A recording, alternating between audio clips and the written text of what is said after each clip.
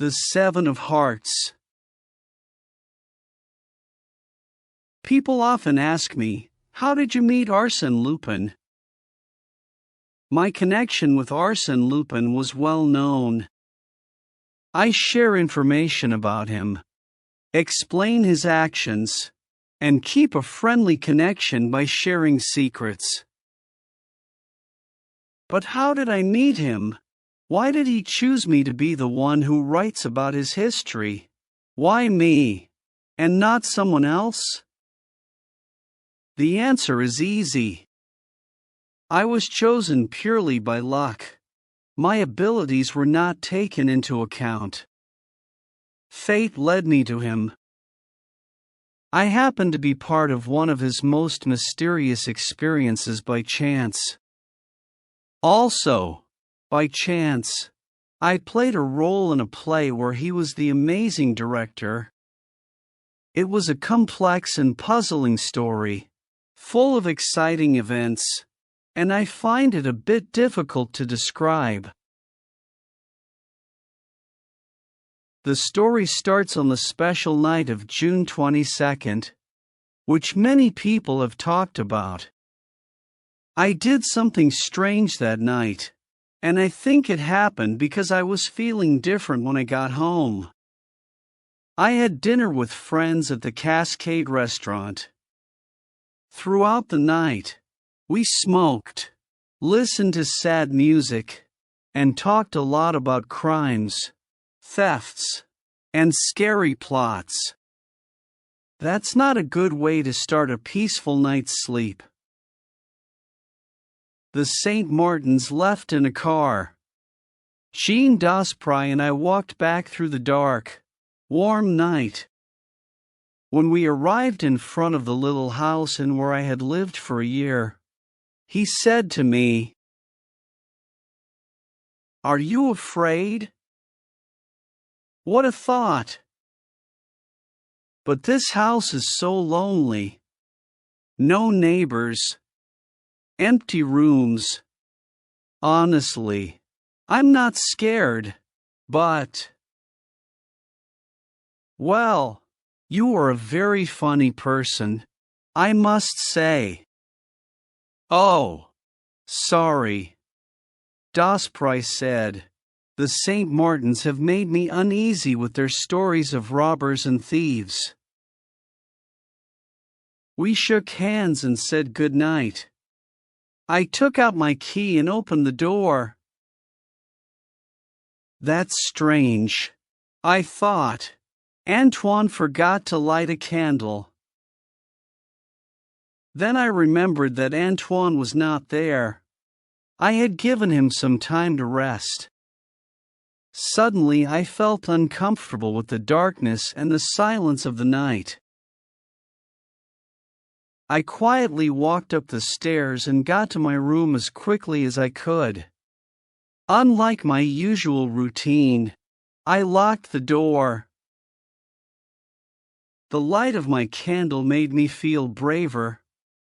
Still, I made sure to get my gun and put it next to my bed. It made me feel even safer.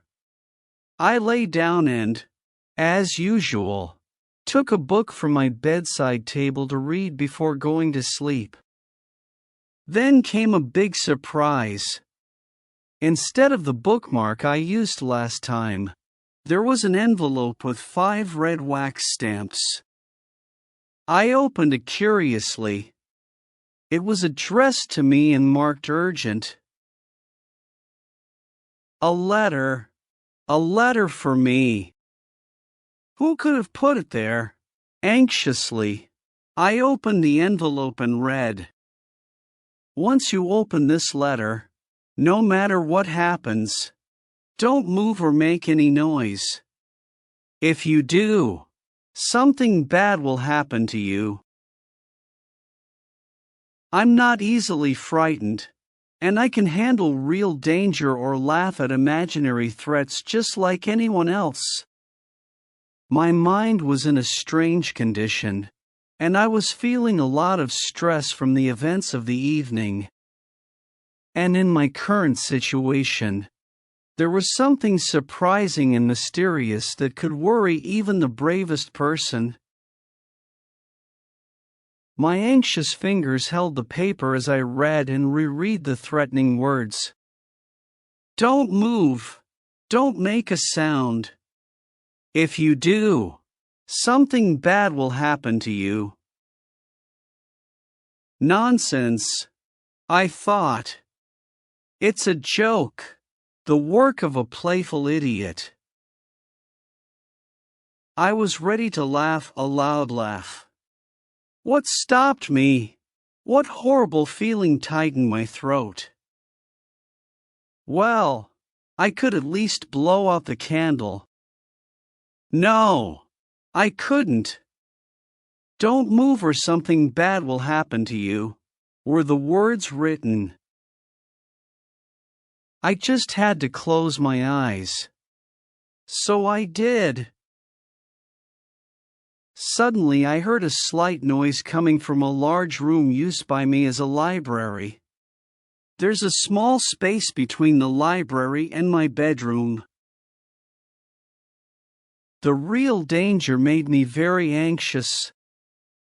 I wanted to get up, take my gun and go to the library. But I stopped. I found that a curtain on the left window was moving. No doubt about it. The curtain was moving. It kept moving. And I saw very clearly. In the small space between the curtain and the window, a person. It's certain that the person saw me through the openings in the curtain. Then I understood what was happening. His job was to watch over me. Should I get up and take my gun? Impossible. He was there. If I moved or made a sound, I was in trouble. Then there was a loud noise that shook the house, followed by lighter noises, 2 or 3 together, like a hammer hitting. That's what my confused brain thought. These were mixed with other sounds that showed the thieves were not only brave, but that they felt safe. They were right. I did not move. Was it fear? No. More like weakness, not being able to move, along with caution. Why resist? There were 10 others behind the man, ready to help. Should I risk my life to save a few small things? All night, I felt really bad. It hurt a lot, and I was very scared. The loud sounds had stopped, but I was always worried they might come back. And there was a man watching me. I looked at him with fear, my heart beating with an unusually strong and fast rhythm, and I sweated from every part of my body. Suddenly I felt a great relief. I heard the familiar sound of a milk truck going by on the street, and at the same time it seemed as if the light of a new day was trying to come in through the closed window. Finally, daylight came into the room and all the scary things from the night disappeared. Slowly and carefully, I put one arm out of the bed. My eyes focused on the curtain, trying to find the perfect spot to shoot. I carefully planned the steps I needed to take, then quickly took my gun and fired. I jumped out of bed with a shout of relief and went to the window. The bullet went through the curtain and the window, but it didn't hit anyone because no one was there. No one. So the whole night I was frightened by the curtain. And during that time, the criminals. I quickly turned the key, opened the door, went through the entrance, opened another door, and ran into the library. But I was shocked to see everything exactly where it should be: furniture, books, pictures. I was amazed, even more amazed than when I thought the man was there. It was unbelievable. I couldn't believe what I was seeing. Despite all the noise, the things being moved. I checked the walls, looked at everything in the room. Nothing was missing. Even more confusing, there was no sign of the thieves, no signs, no overturned chairs, no footprints. I said to myself, putting my hands on my confused head, I can't be crazy. I heard something. I examined the room carefully, inch by inch. But it was useless. Under a small carpet I found a card, an ordinary playing card. It was the 7 of hearts, like any other 7 of hearts in French playing cards, but with one small, curious detail: each of the 7 red hearts had a hole in its very top point. That was it. A card and a letter found in a book. But wasn't that enough to confirm that it wasn't just a dream? All day I searched the big library. The room was too big for the house and had strange decorations, colorful mosaic floors, and walls with pictures of an emperor. There was a large window, the only one in the room. Since it was always open at night, it seemed that the men might have climbed a ladder to get in. But there was no proof.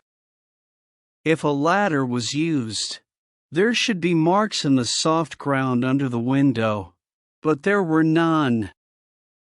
There were also no footprints in the yard.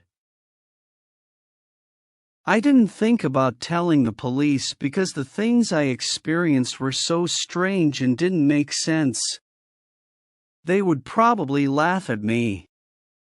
However, since I worked as a reporter for Gil Blas, I wrote a detailed story about my adventure and it was published 2 days later.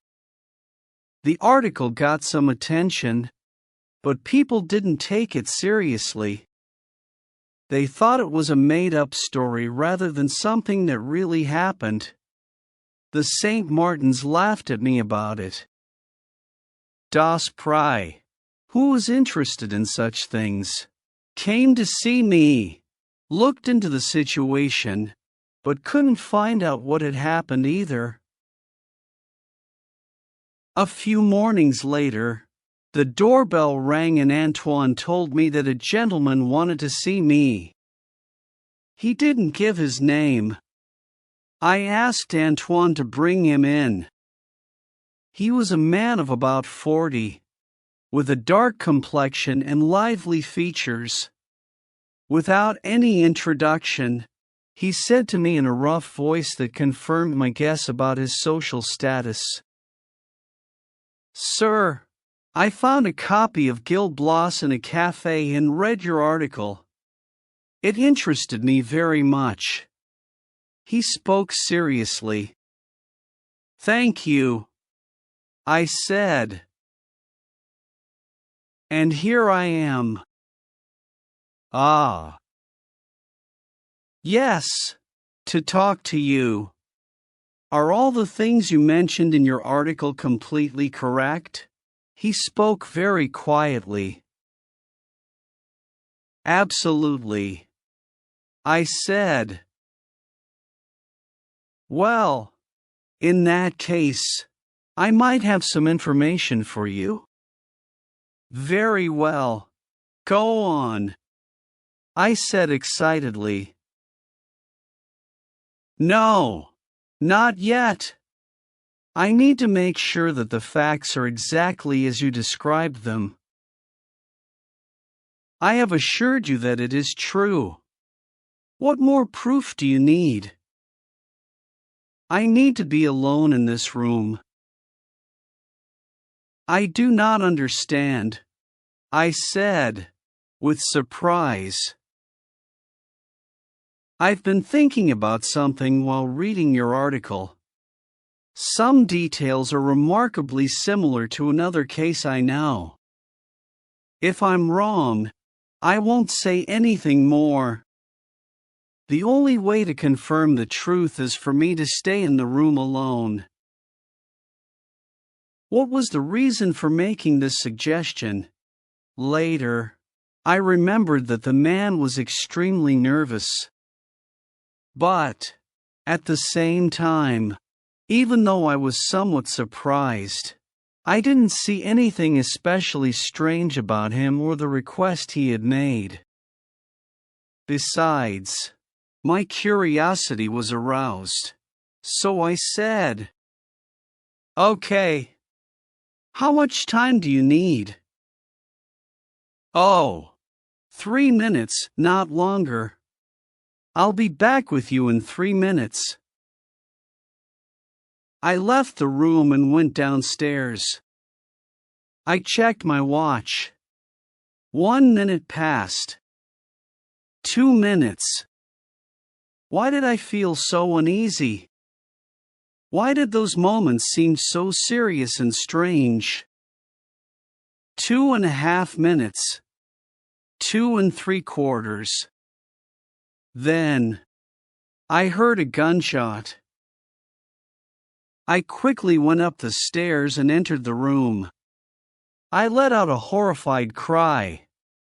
In the middle of the room, the man was lying on his left side, not moving. Blood was coming from a wound on his forehead.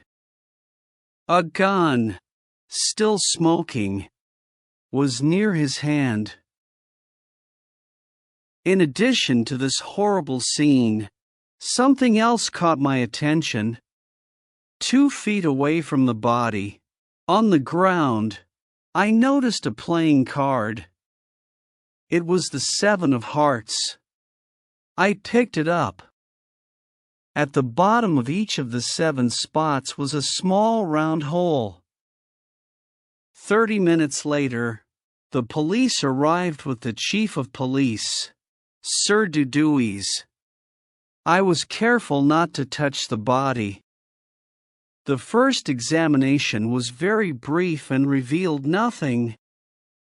There were no papers in his pockets, no name on his clothes, no letters on his underwear, nothing to show his identity. The room was perfectly tidy. The furniture was untouched. But this man hadn't come to my house just to end his own life, or because he thought my house was the most convenient place for his suicide.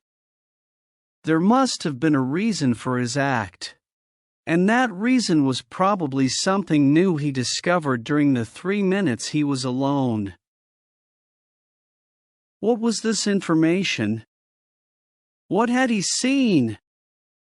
What terrible secret had been revealed to him? There were no answers to these questions. But at the last moment, something important happened. When 2 policemen lifted the body to take it away, the left hand was disturbed, and a crumpled card fell. On the card were these words, Georges Andermatt, 37 Rue de Berry. What did this mean? Georges Andermatt was a wealthy banker in Paris, the founder and president of the metal exchange, which had greatly influenced the metal industry in France. He lived in luxury, owned numerous cars, and an expensive racing stable. His social events were highly exclusive, and his wife, Madame Andermatt, was known for her grace and beauty. "Is that the man's name?" I asked. The police chief looked at the card. "It is not him. Mr. Andermatt is a thin, slightly gray man. But why this card? Do you have a telephone, sir? Yes, in the hall.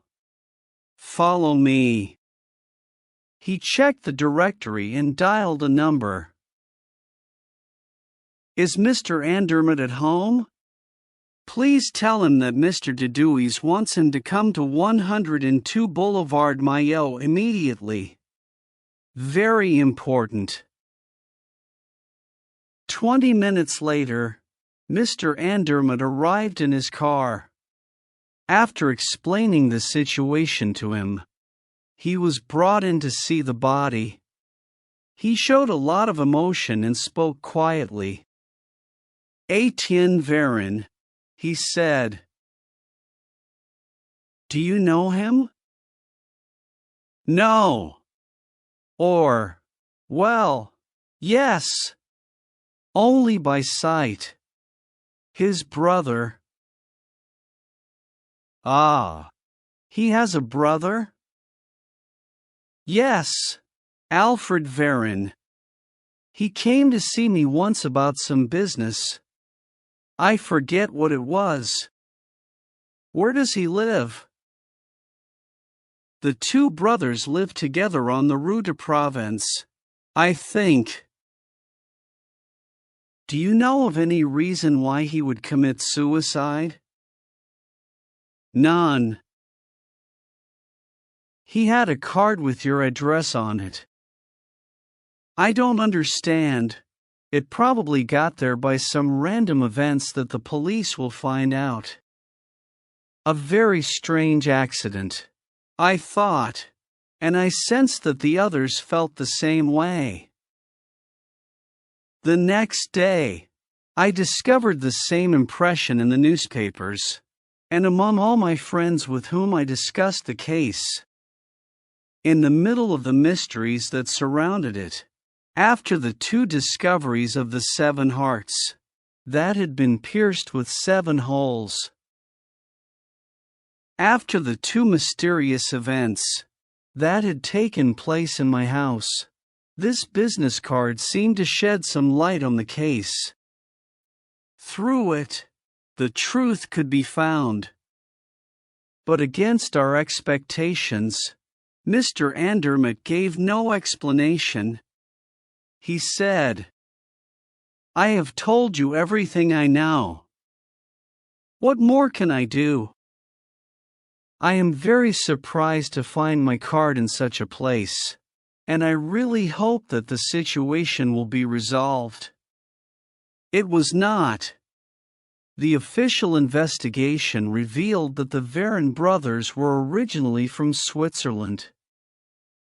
Lived under different names, going to places where people gamble, and spending time with a group of foreigners. The police broke up this group after they did some robberies, but the Vérin brothers ran away before they could be caught. At 24 Rue de Provence, where the Vérin brothers lived 6 years ago, no one knew where they had gone. I thought the case was very complicated and mysterious, and I didn't think it would ever be solved, so I decided to stop thinking about it. But Jean Daspry, whom I saw often at that time, became more and more interested in it every day. He showed me an article from a foreign newspaper that everyone was talking about. It said, a new type of submarine boat is being tested. This boat will change the way wars are fought at sea. The former emperor will be present at the test, and the location is a secret. But the name of the boat has been revealed. It is named the 7 of Hearts. The 7 of Hearts. This raised a new question. Was there a connection between the name of the submarine and the events we were talking about? But if there was a connection, what kind of connection could it be? What happened here seemed to have no possible connection with the submarine. "What do you know about it?" said Das Pry to me. "Different things can happen because of the same reason." 2 days later, the following foreign news item was received and published. It is said that the plans for the new submarine Seven of Hearts were drawn up by French engineers, who failed to gain the support of their countrymen, and then negotiated unsuccessfully with the British government. I don't want to pay too much attention to certain sensitive issues that once caused a lot of excitement. However, since the danger of harm has passed, I must mention the article that appeared in the Echo de France. It caused a lot of discussion at the time and gave us important details about the mystery of the Seven of Hearts. Here is the article as it was published under the name of Salvatore. The Story of the Seven of Hearts. 10 years ago, an engineer named Louis Lacombe resigned to focus on studies. He rented a small house at 102 Boulevard Maillot, introduced to Georges Andermatt by the Varin brothers of Lausanne, with one brother helping with preliminary experiments and the other acting as a financial agent. After several meetings, he managed to interest the banker in a submarine he was working on. It was agreed that once the invention was perfected, Mr. Andermatt would use his influence with the Minister of the Navy to arrange government-sponsored tests. For 2 years, Louis Lacombe was a visitor to Andermatt's house, presenting various improvements to the banker, until one day, satisfied with the perfection of his work, he asked Mr. Andermatt to contact the Minister of Marine. However, Lacombe disappeared after dining at Andermatt's house. Despite extensive searches, he was not found, leading to the belief that he had left. Let us accept this theory, however improbable, and consider another question of vital importance to our country.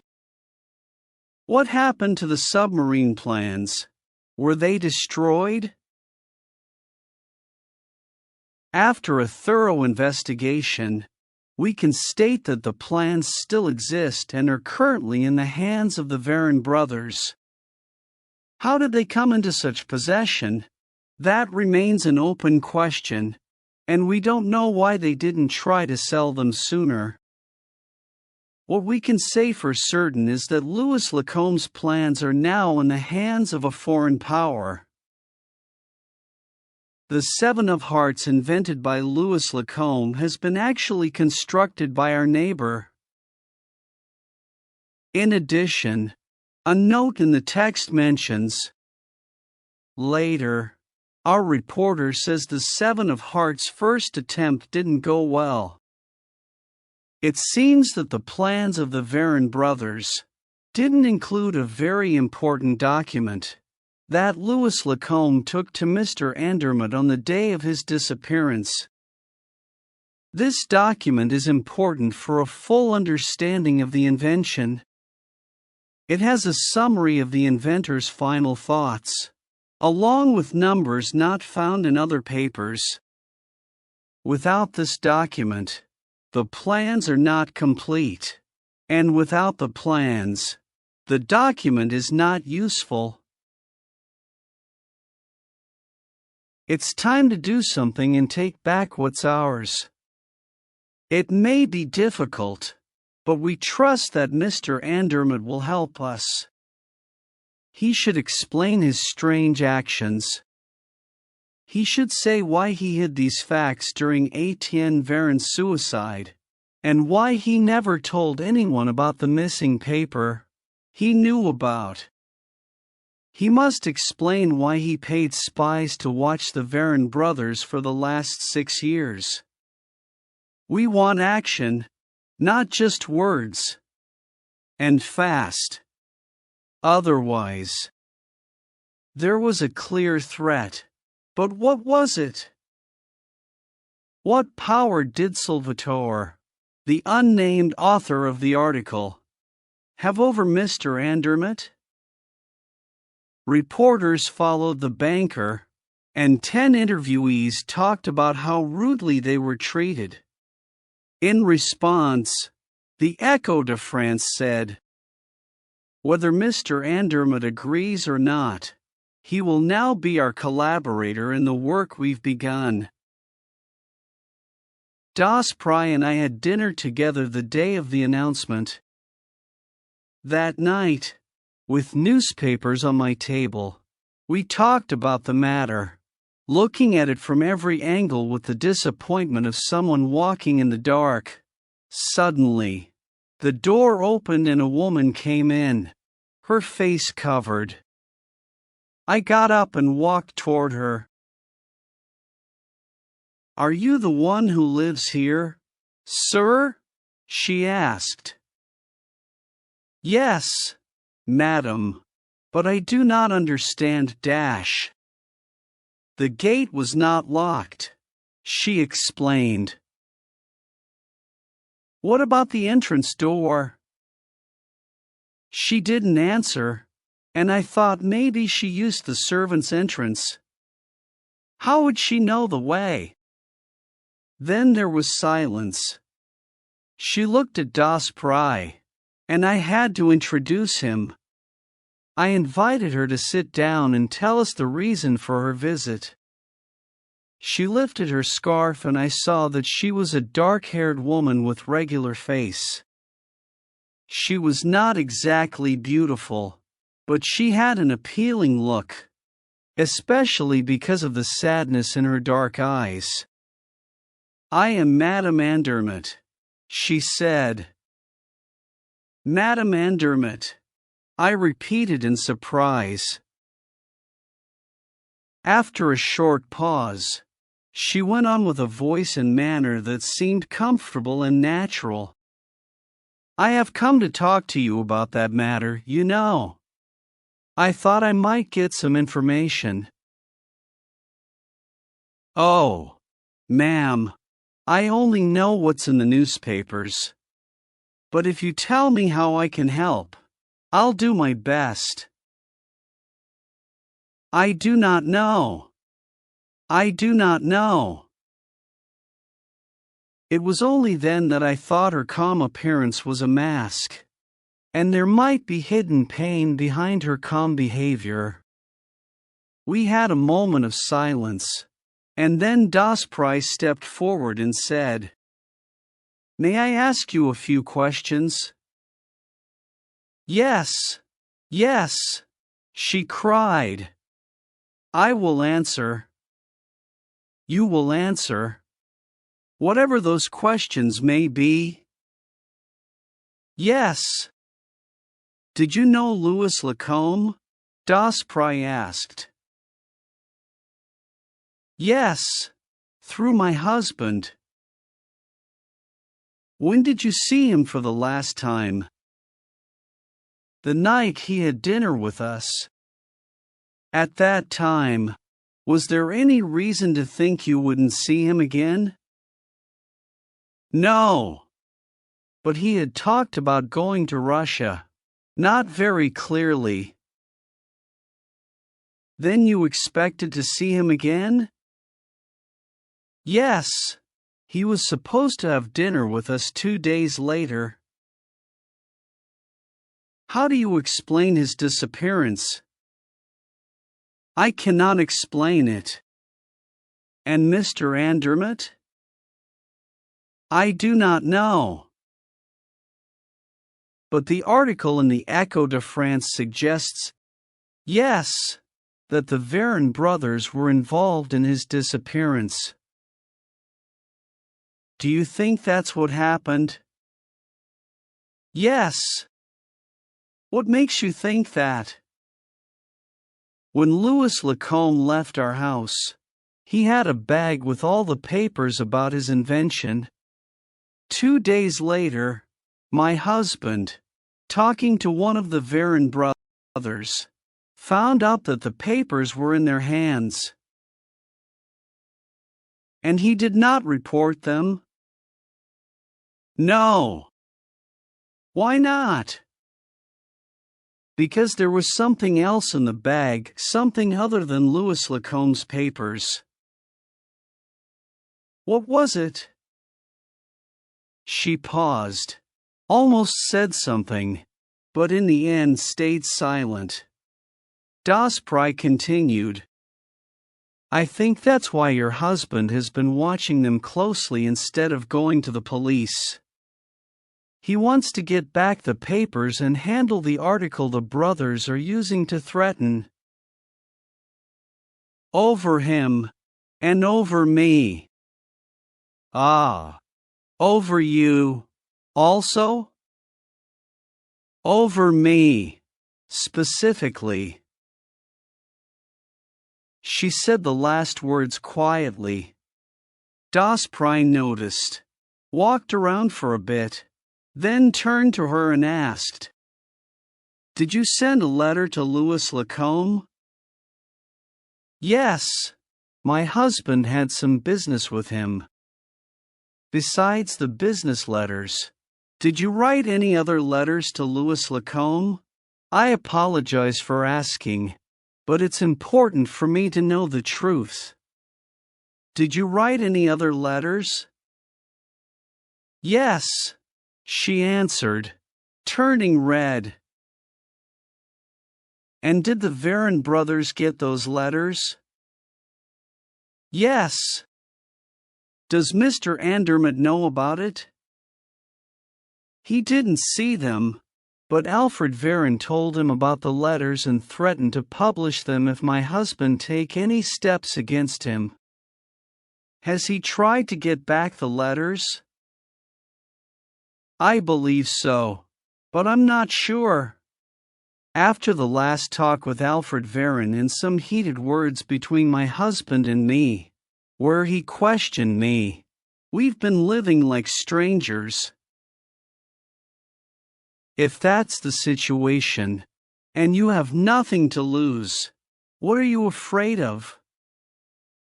I may not be important to him now, but I am the woman he loved and would still love. If only he hadn't found those letters, she said in a low voice. What? Did he succeed? But the two brothers still resisted him? Yes, she replied. And they said they have a safe hiding place.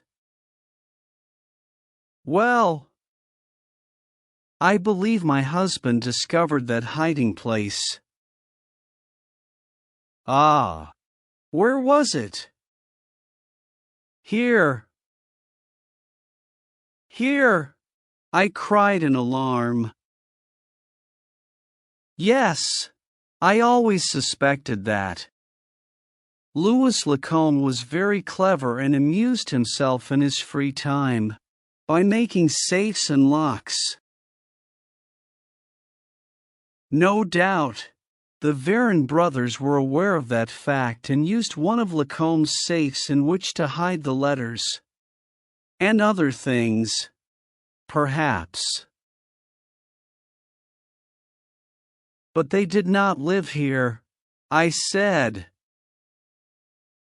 Before you came 4 months ago, the house was empty. They thought your presence wouldn't bother them when they wanted the papers. But my husband surprised them on June 22nd, opened the safe, took what he needed, and left his card to show he wasn't afraid anymore.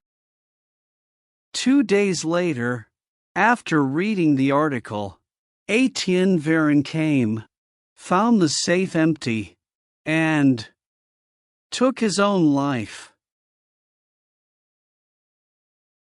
After a moment, Daspry said, A simple idea.